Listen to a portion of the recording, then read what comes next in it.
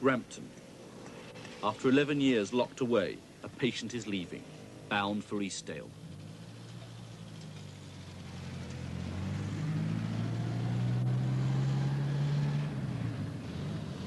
I didn't see you last week then, Steve, when you came over for your interview. No, sir. What did you think of the place? Quite good, you know. I noticed there are no bars on the window. Oh, no. Now, that's one thing you'll notice most of all, I suppose. Yeah, yeah. Oh, well, here now. Eastdale is a separate experimental unit attached to Balderton Hospital. Here, Steve will take his first steps back into normality. There we are then, Steve. Your new home. He's joining a group of 25 ex-patients from maximum security hospitals all over England. Many have committed serious crimes. Here, in an informal atmosphere, they learn the skills they will need in the changed world outside. Help to find jobs and lodgings. If you haven't got the basic knowledge, you're going to become anxious and not be able Here at Eastdale, the staff probe and test them to see if it's safe to let them out. I was fortunate I picked up a young lady who was... Len, after a year at Eastdale, following 18 in Rampton, is almost ready to go outside. Without basic knowledge, and a lot of people... 2 captains, please!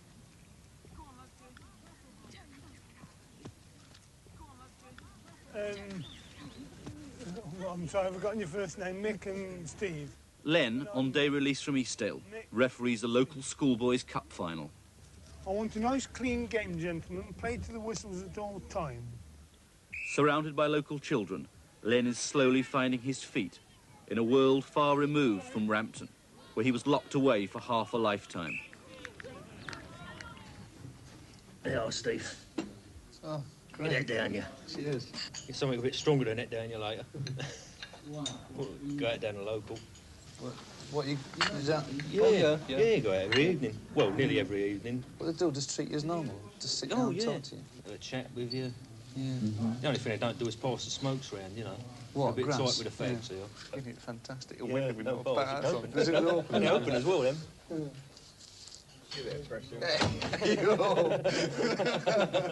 Oh, that's great. Strange, isn't it?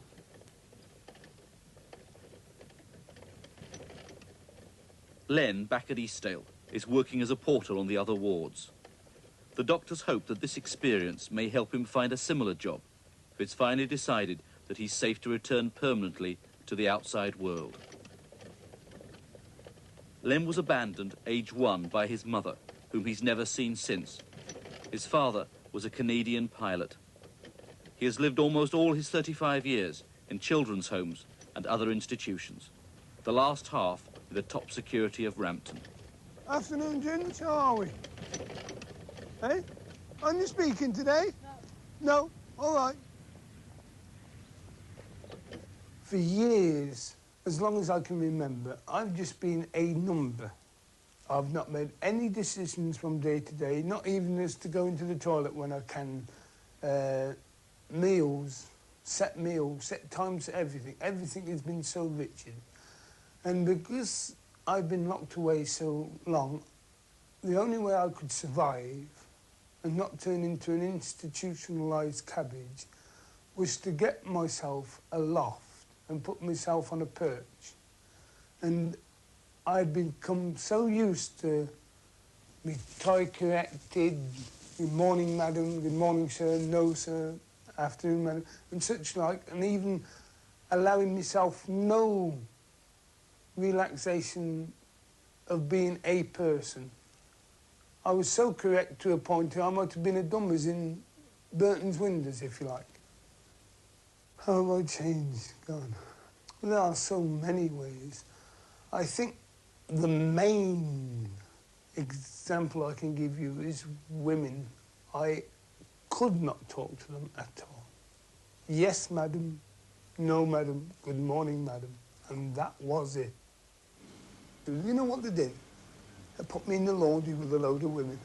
I didn't know whether I was coming or going. I didn't know whether to laugh or cry. I just wanted to run, if you like. But it really worked wonders for me.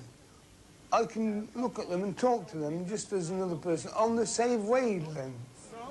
But where sex is concerned, well, A typical example is I went to Nottingham and I had to find out whether I could have sex with women. And I was fortunate. I picked up a who was very understanding. I told her that I'd never had sex in my life before with a woman, and if you like, I was green behind the ears, you know. But I wanted to find out whether I could, you see. And unfortunately, I picked a very understanding one. And we went to this little inn cove, as I call them, and it took such a long time, really, and such effort, but it didn't do anything for me, if you know what I mean. I suppose it was pleasant in a way, but it was such an effort on my behalf that there was no way, and I don't suppose she got any satisfaction out of it at all. You know, it might as well not have happened, you know. This is just to illustrate how people get to know each other, groups, parties.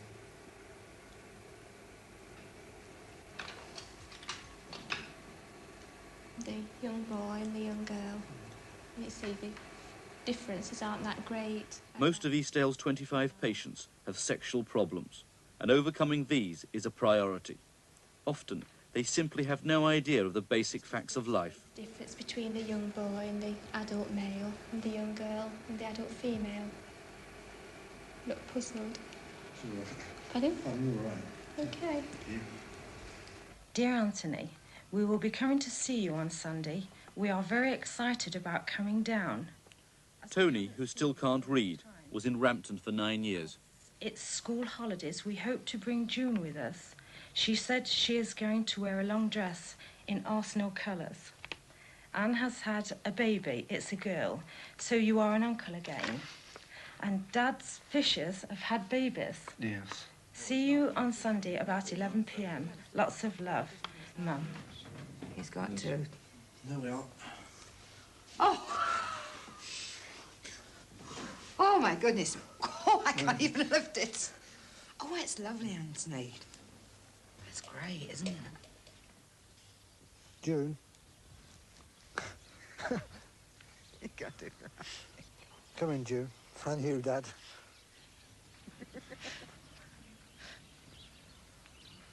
Right. That's that time. So I've got Let's that one. have the camera, Anthony. Yeah. Dad, take one of you. Come on, Jim. Move it that way now. I'll put this thing up. I'm going to do it that way, all right? Smile, Anthony. Yeah. Hold your head up a bit, Anthony. That's better. You put your hand over that one. Afternoon. This is the case conference on Leonard John, age 35. This is his... Every patient, before he is let out, must convince the experts that he's not dangerous. Hello, Len. Come on in, old mate. Sit down. Well, Len, you know, you've done very well again here. But at the end of the day, you went into Rampton because of an overvalued relationship leading up to a serious crime. But at the end of the day, how do you feel? I mean, do you see any problems? The decision to free Len will be made by Judge Arvold, a High Court judge, the unit psychologist, Eastdale's charge nurse, and others, including a Rampton charge nurse and the Eastdale social worker. Len must convince them all. I think the only vulnerable part was, and always has been, my yearning of wanting to belong. And it was so much because of one rejection and another. Whenever I made a relationship, it was too much. And I knew it and I just closed my eyes to it. But there's no reason why I should have a relationship, whether it be female or male, like that again. While Len waits nervously for 2 hours, the case conference considers its crucial judgment. Is this man dangerous? Now, you know, with our usual thing, we're not going to define it, it's what you feel. Julie, let's start from the right. In terms of the likelihood of a similar sort of crime, I think that's unlikely. I think my feeling is, if anything, he's more likely to kill himself. If the loneliness gets too much, or if he gets involved in a relationship which he feels is going nowhere, it seems to me his response on the unit has been depression, to the point where he has felt suicidal. And I think that's the risk that we're living with, rather than the likelihood of him repeating what happened before. I think I will agree with that, actually. Mr. Sharp? I would also, yes. I just think that without social supervision he's vulnerable. But I don't think he's dangerous.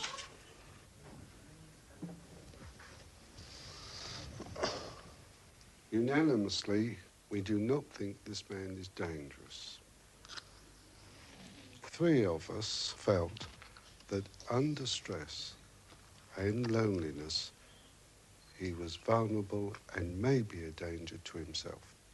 Is that the way I picked it up? Okay, thank you.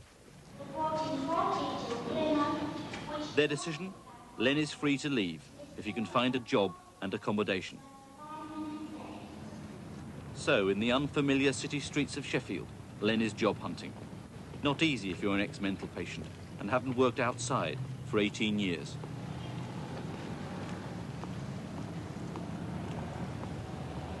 While Len tramps the streets, Steve, still for the first 2 months accompanied everywhere by a nurse, learns how the world has changed in the 11 years he's been locked away. How long since you used a telephone, Steve? About 11 years ago. Have you ever seen a modern one? No, no. You're still under the impression of the old push-button A and B, are you? I think I've only used a couple, you know, ever. Yeah. A couple of times or so. Back in Sheffield, Len has been interviewed for a hospital porter's job. I think I'm home, I think I got it. When I first went in, the bloke actually recognised me from the big house, Rampton, because he does the mass X-ray there every 2 years. And I panicked a bit, you know, because as soon as he mentioned Rampton, but I told him about my background, my child and everything, and after that, you could see the interview warming, and I think I'm home, sure I've got it. At Eastdale, Steve too is learning the skills he will need if he is ever allowed out and has to get a job outside. Yeah, it's an improvement. You need a little more penetration, yeah? Yeah. The sort of time that I've been away, like, I've sort of been really sheltered, and sort of everything's been done for me. So in a sense, like, I was sort of really a vegetable at that time, like, you know? So it's just like going back to school and getting re-educated, going back out. What's your family situation like on the outside world? Pretty sort of non-existent at the moment. When I was in Rampton, like, a mum come see me for about 3 years. And then when I had a tribunal, my mum sort of wrote a letter and said that she refuses to accept responsibility, you know.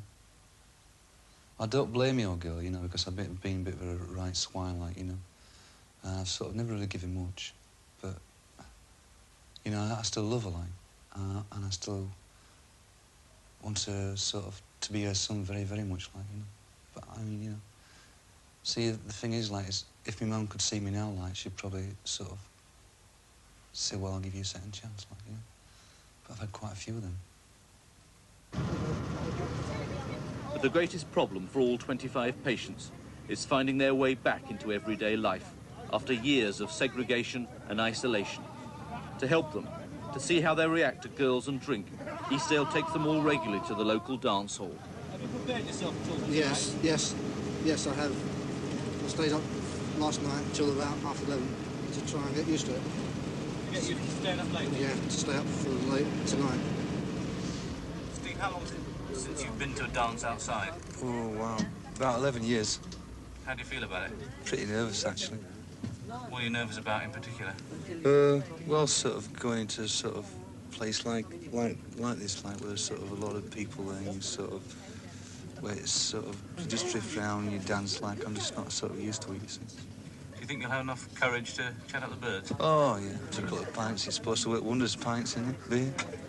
Oh, that's it. What's your minute says?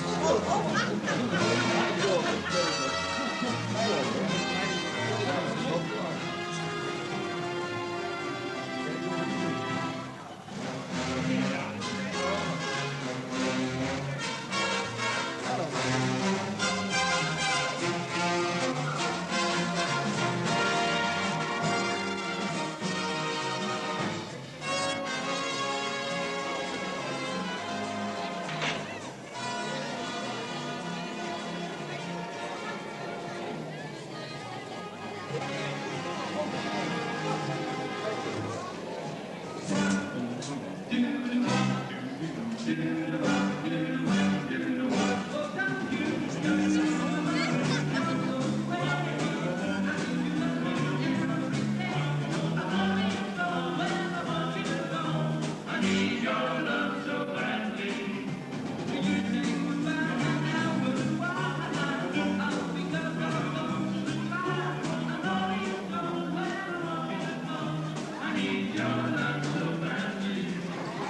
Who's buying the drinks? Mine's empty. You lucky girl. Fire a double. Double? Oh, dear. You put me off. I'll have to give me wallet to kiss a life. That was You want me to start again? Please, if you don't mind. I'm sorry to get... No, well, Sheila will do. We can sort of start from there, can't we? In spite of the party atmosphere, the staff keep a watchful eye. Another day like today.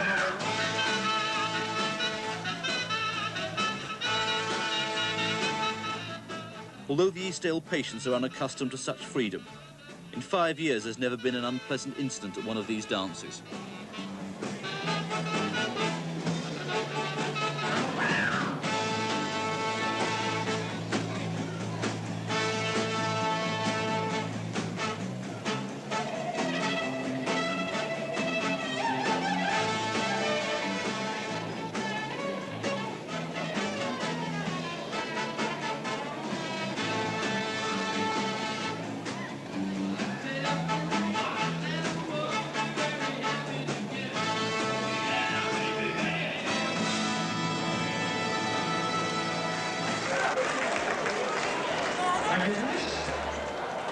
So you don't mind me dancing like this, because you don't want to go outside? No. What's up? Aren't you on the pill or something? Yeah. What are you worried about? I don't mind giving you a dress. You're all right to me. All right to you, like. I'm an old student. I don't have a car, you see. So, I mean, it's got to be booked up at the college, like. I mean, I've been at college 6 months now, like. It's his first time.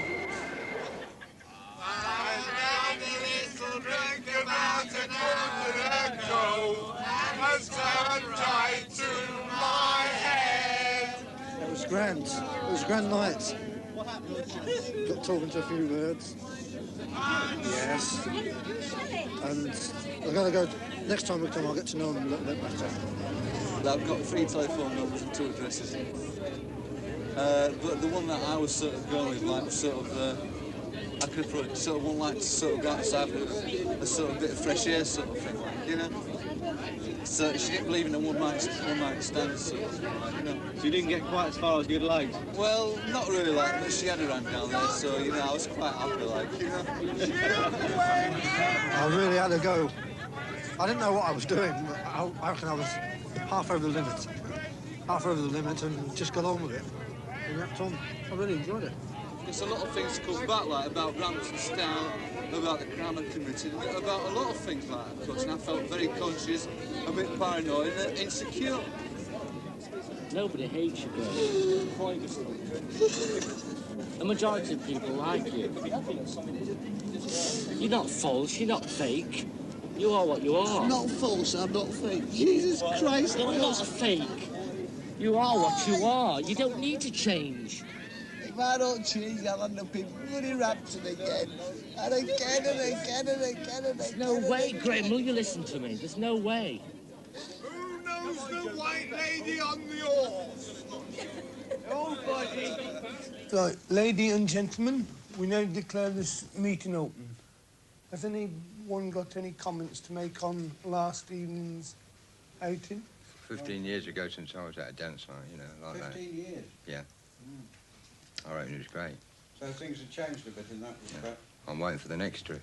Well, the next 15 years? No, next trip, like, you know.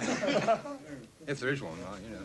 It was the first time for me anyway, you know, and found it a new experience. First time what, that you'd ever been to anything like dance. that at all? Yeah. What about Joe? I'm glad I did go, but on the other hand, it was very nerve-wracking, you know. Was it really? Yeah, well, it was for me, because, you know, I felt a bit shy, you know, at first, till about half an hour later when I got up on the floor and started dancing. I enjoyed that bit of what I had. That was my first time drinking, you see, and I got about a bit. I found out I couldn't stand on my feet and that. That's one thing, but I have to go steady. When I go out, you see, I have to be on shandies and that. You have to be on Shandy. It wasn't Shandy last night, then? No. Yes, it was, yes. Yes, it was, you know, mate. No, it weren't. It was. Tell the truth. Tell the truth. Come on. Yes. It was beer, weren't it? No, if you wanted beer, you have beer. Yeah, I tried a bit of beer and it was lovely. It was sweet, isn't it? Good old Raymond. It was sweet, you know.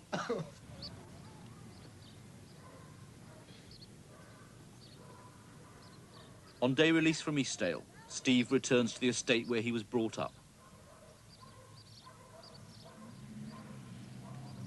Cut off from his family by his crime at 11 years in Rampton, he hopes somehow to find the courage to re-establish contact with them. Gentleman over there, you know, you think it's your grandfather. Yeah. Yeah, definitely. Yeah.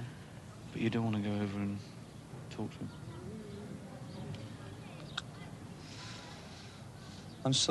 I find it hard to go over there and just tell him who I am. I've been away for 12 years. I haven't even written to him, so I don't think I should put him into a set type situation of taking him back to the day that it happened and the whispers that you will get from estates and letters through the door that you would get from a state like this. I mean, it's bleeding hard, like, you know, because, I mean, I've got to think about his feelings. You know, I mean, for me to do that, even though I want to do it very much, it wouldn't be fair, would it? He's part of me, he's my dad's son. But he's still part of me. He's part of my childhood and a lot of good memories. Hello there. I've got a letter. Your letter for you, Charles? You must be feeling a bit anxious. Don't get too excited. If there's anything like that interview with May is good. You reckon? Yeah. Please don't use anything.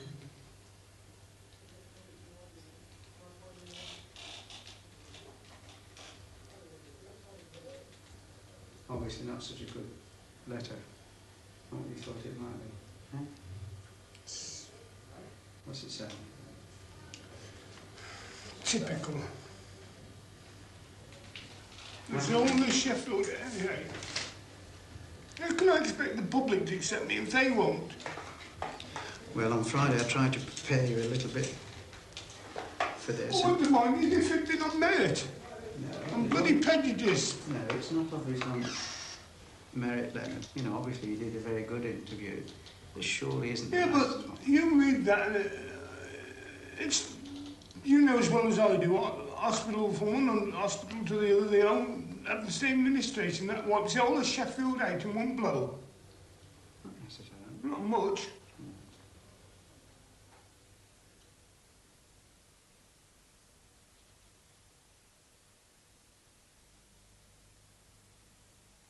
He fled from Kampala. There was no time to destroy the evidence. Now, only in tomorrow's day...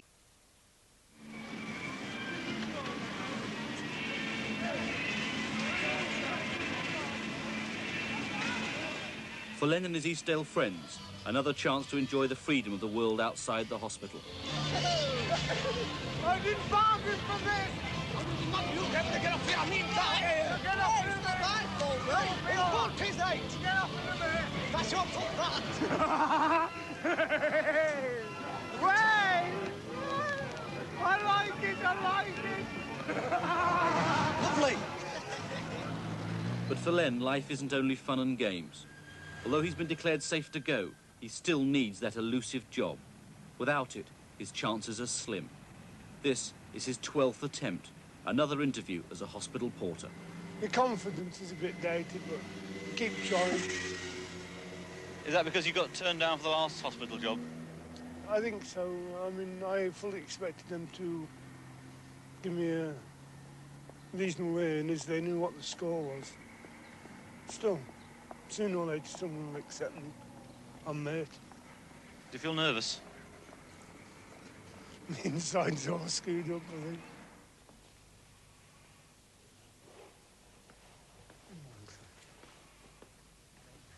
Take a seat.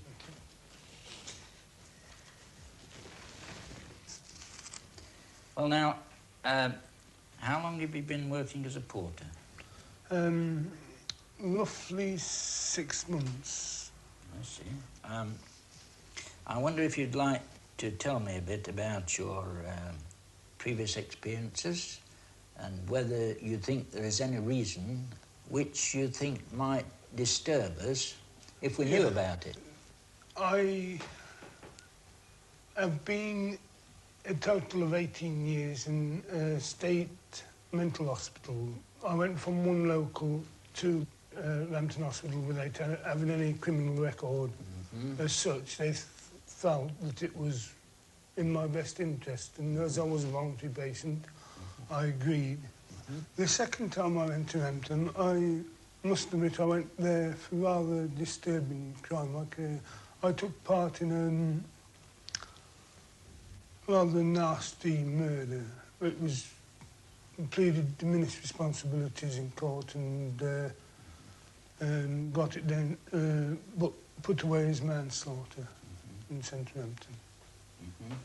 It involved an elderly lady, and it was rather a nasty episode.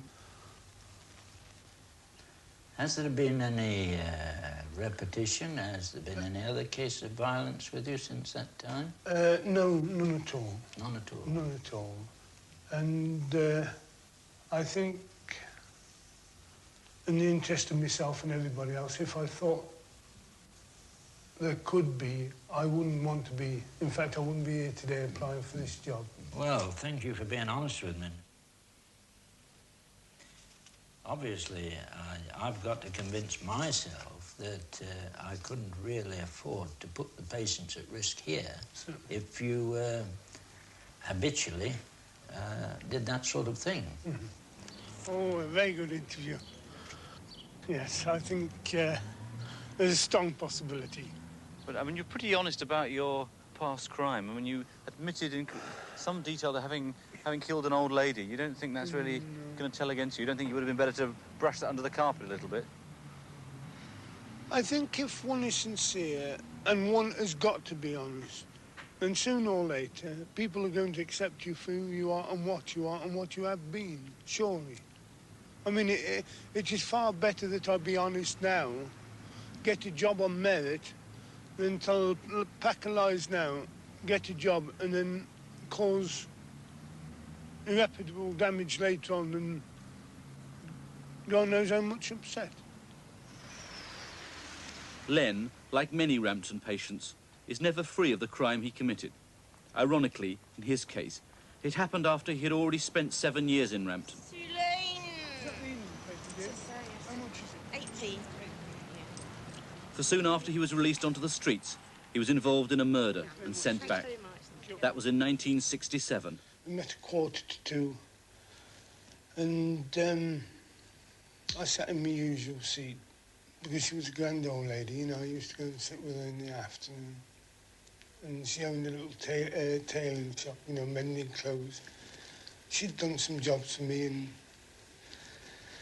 I sat in my usual place and had a cigarette together, and a few minutes later my friend came in, and there was this bird in the cage in the corner, and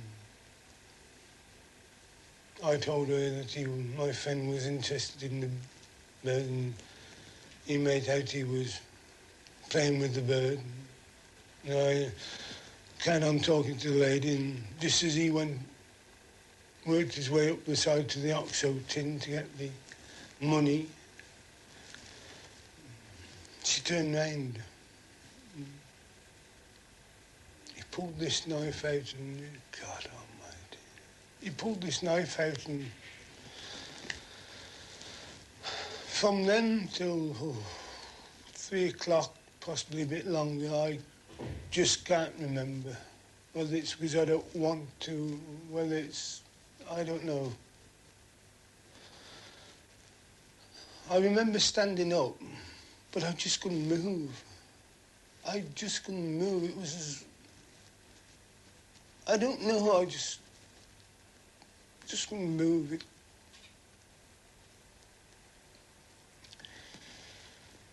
Next thing I knew, Door was open.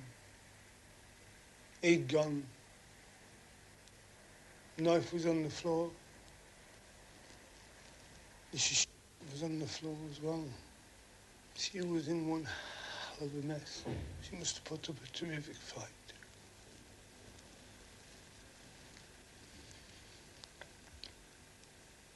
She wasn't dead, but she was as near as damaged. I felt she was... I lifted her body up. There was hardly a... She was such a mess. She must have been an awful agony. I laid her body down, picked the knife up, stabbed her.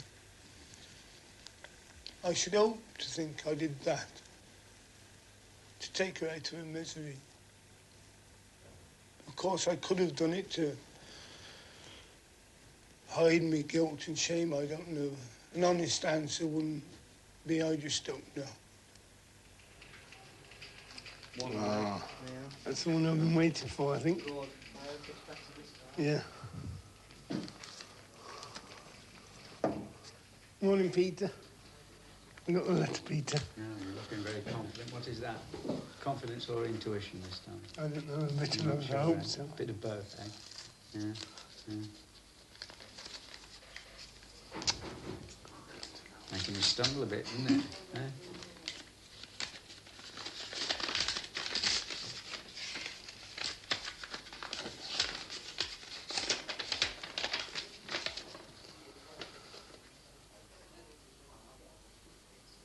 We all enjoy Peter.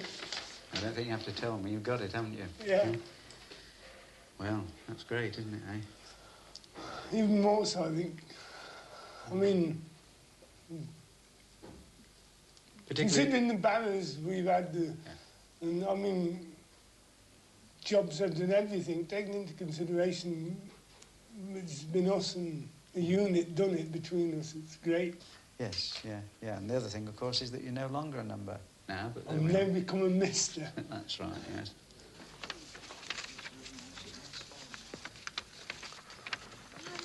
You'll have to get me a P45, whatever that is, Jill. You've got it. Yeah. Oh, I am pleased. Aye, aye. Order of the boot now, Lynn. Definite size No, 8 you don't size 8 allow at the that, door. do you? Oh, yeah, the cold bath and the grease broom handle. Yes, you've got to You're joking. You've got to have that, Len. Should we give him it now? The regular treatment, Len. I think we ought to, really, don't you? No, no, come on. Come on, Len. get him made that yesterday, Carls. Come off him. Don't mess about. No wonder we're classed as lunatics.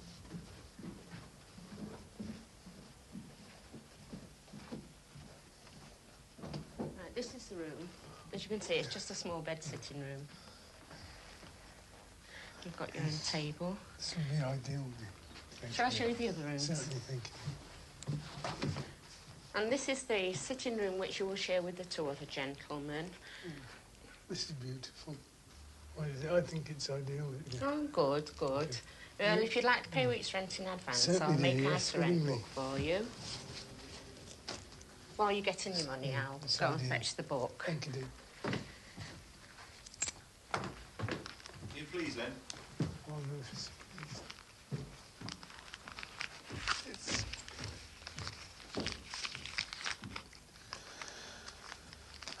it's got to work. It's free, you know. It's the beginning. This is what life is, isn't it? It's.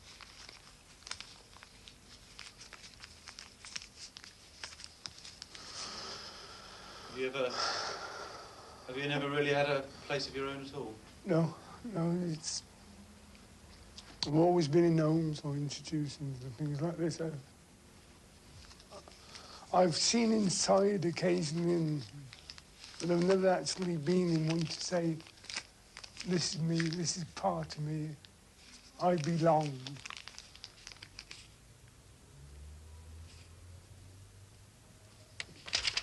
There's your rent book. Yes. There's your keys. Well, thank you very much, dear. And there's a pound change. Thank you very much, dear. Thank you Right, the kindly. place is yours now. Thank you, dear.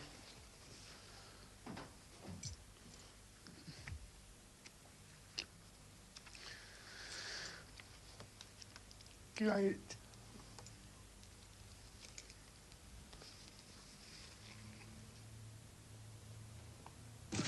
With Len back for his last 2 days, a crisis at Eastdale. One patient broke away, with Len and the police in pursuit, and ran suicidally for the railway line. Everyone else at the unit followed.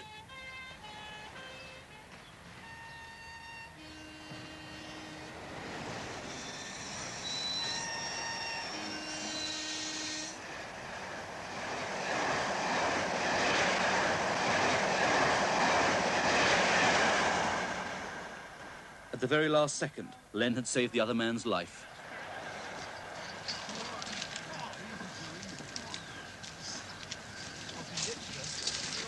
You're all right. Yeah, you're all right. Stand up, mister. Stand up. You're all right. Go ahead. Easy. Just walk across to my car. Calm down. Yeah, walk close to me, boy. Put it out there. Got too much?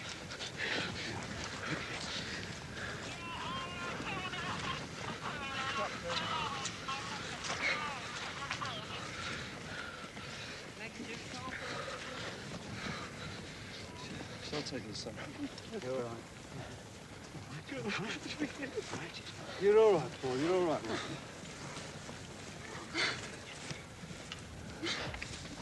If you can get him in the car, drive him to the road, there's an ambulance coming. You did see a Paul. We'll take him straight back to the hospital. There's not something written just... No, he's got the cut wrist as well, Peter. Yeah,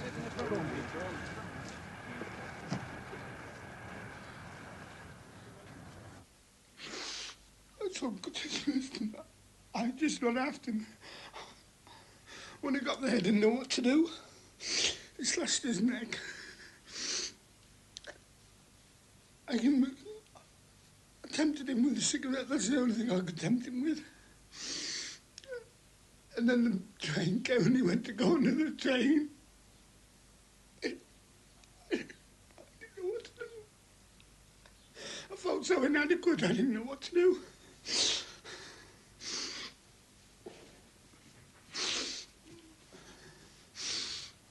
What happened then when the train came? I just grabbed hold of him and held him down. And then Peter came and the others. How close did the train come to you? The grit in between. I suppose if I hadn't done it, somebody else would. I mean, the other lads came running up.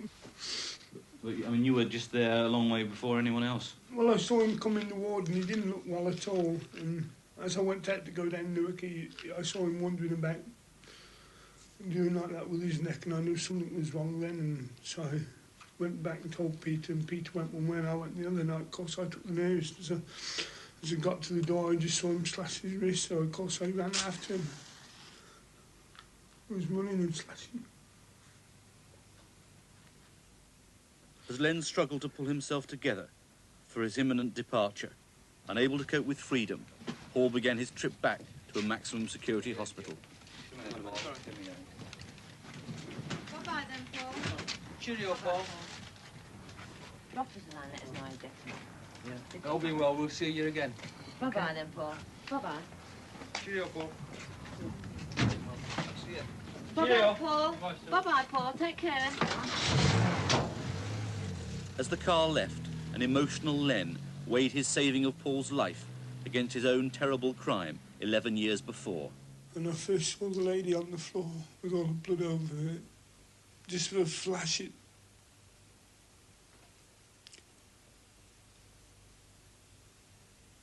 I could see that lady instead of Paul.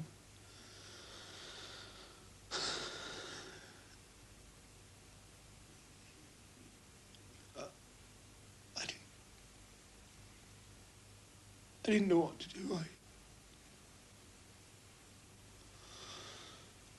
I think if Paul hadn't have spoken then, I don't know.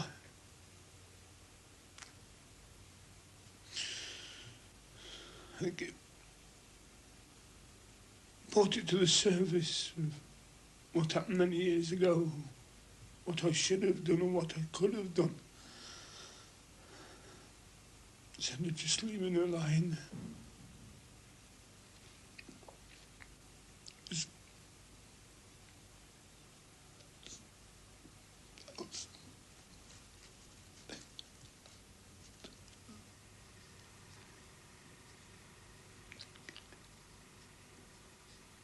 so much want to go, but I don't want to.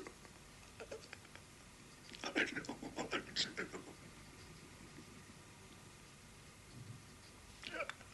I'm so fat. I'm so inadequate.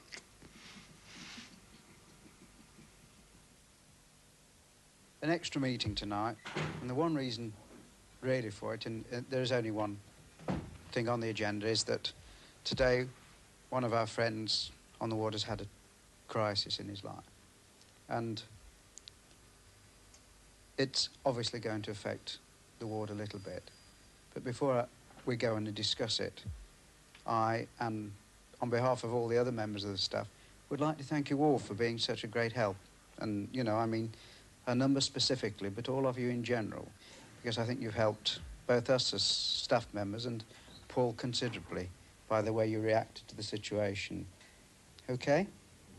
Paul did that because he was crying out for help and he didn't know how to ask for it. Oh, that's true.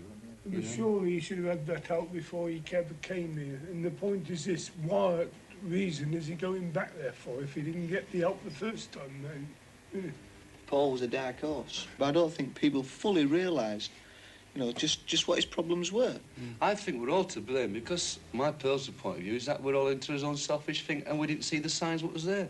There's a barrier still between the communications between patients and staff, and that's hurt me a bit, but it's also concerned me very seriously. Overnight. You just can't break those barriers overnight. You've got to...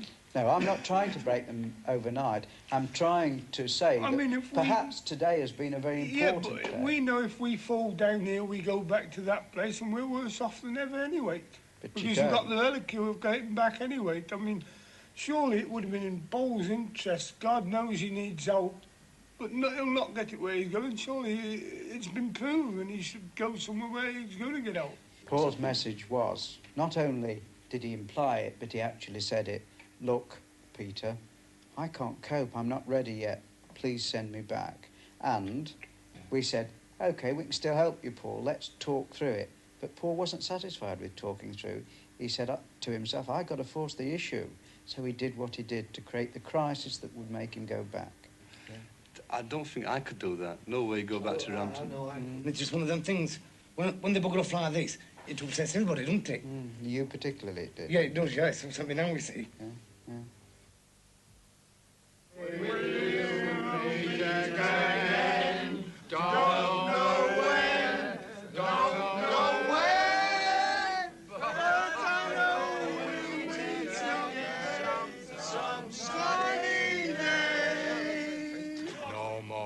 Be a burglar. No more will I go drinking beer, 'cause I end my days in Dartmoor. I'm doing a stretch of 21 years.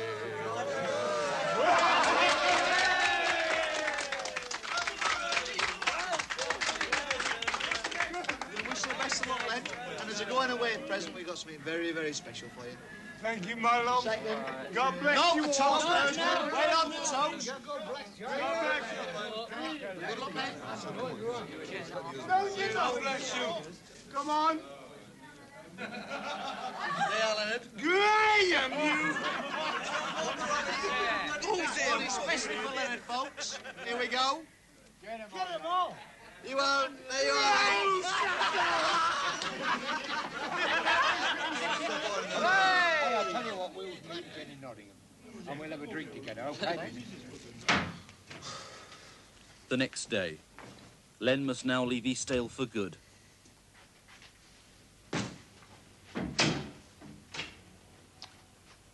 So, this is it, Len? Yeah. How do you feel?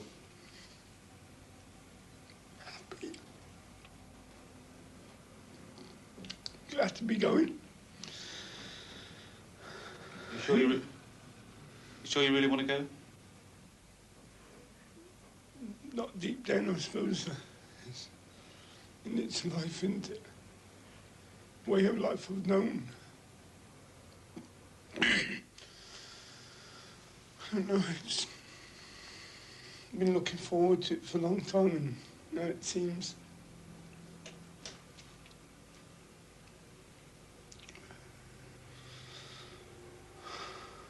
There's a part of me doesn't want to pull away, if you know what I mean. Although I wish it hadn't have happened yesterday, I think that in its own way has assured me I'm ready. Because I feel, and everybody's told me, I have acted correctly. Oh, I'm ready. One more, buddy. I'm going. Oh, yeah, God bless you. Yeah, so take care of yourself. Okay. You know. Yeah. All the best, then. Look, God. yourself. Hello, Owen.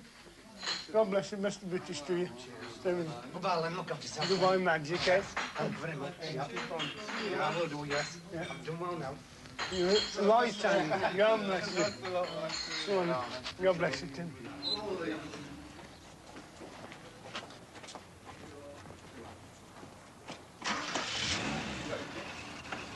Hey, take care, Len. Right, look after yourself, then, won't you? All the best. Have one for me tonight, then, won't you? A blonde. Yeah, Make it a blonde. Yeah. Bye. See you, Len. Yeah, all the best.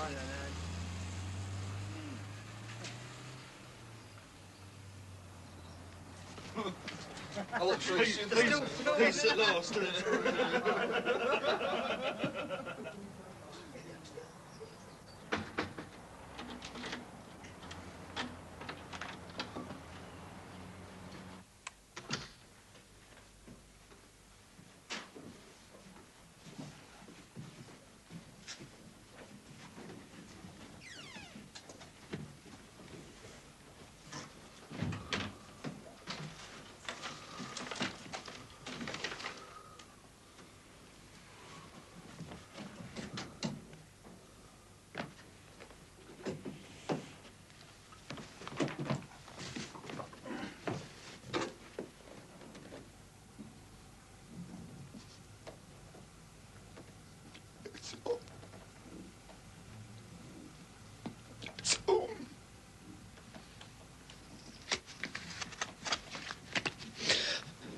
Stupid, isn't it? No stupid. It's your first home for 35 years.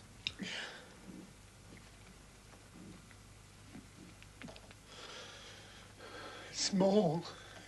Phil. I'll have to get used to the smallness.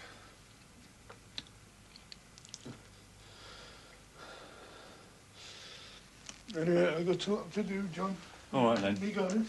Well, bye-bye. God See you bless soon. The best of luck. Thanks ever so much. You'll make it. Yeah. See you. Bye. Goodbye. Take care. Yeah. Cheers, mate. Cheers. Good luck, mate. God bless. Bye-bye. Good night.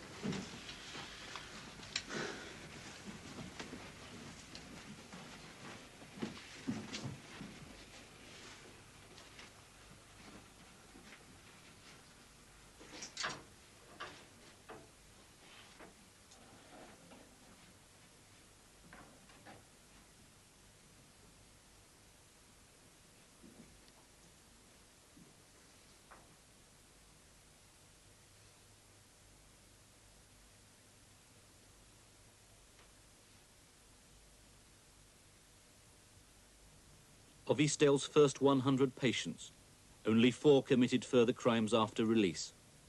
That's 4 times better than those discharged from Rampton directly into the community. Len is one of the successes. But after 6 weeks free, the stress was so great that Len suffered a heart attack, aged 36. But he's now recovered and still has his job and is doing very well. Len has recently seen this film and happily agreed to its showing, because he hopes it will help other ex-mental patients.